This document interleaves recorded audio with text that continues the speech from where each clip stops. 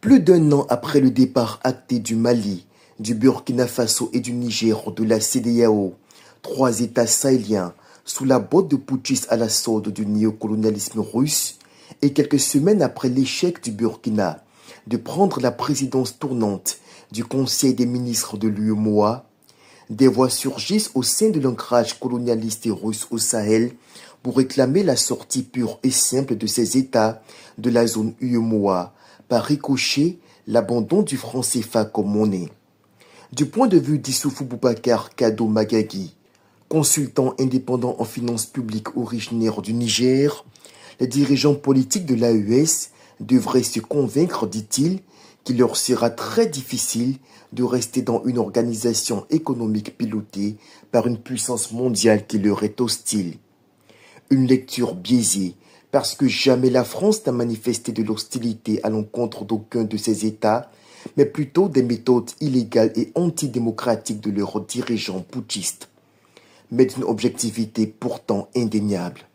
En réalité, comme Modibo Keïta en 1962, nul n'aurait dû avoir besoin de rappeler aux valets de l'impérialisme russe de ces trois pays qu'ils ne sont plus désirables au sein de l'espace UEMOA. Non, pas du tout.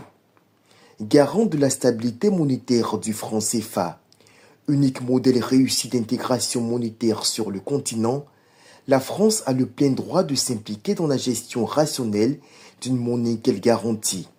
Aucun pays lucide ne commettrait le suicide d'arrimer sa devise au rouble russe. Évidemment, les trois manichéens trahis de l'Alliance des esclaves soviétiques ne font pas partie de cette catégorie.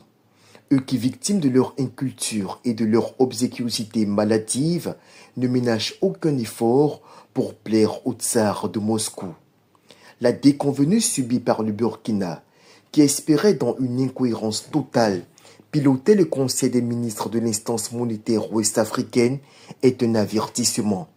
Du Burkina russifié, du Mali russifié, du Niger russifié, les autres pays membres de la zone UEMOA n'en veulent plus.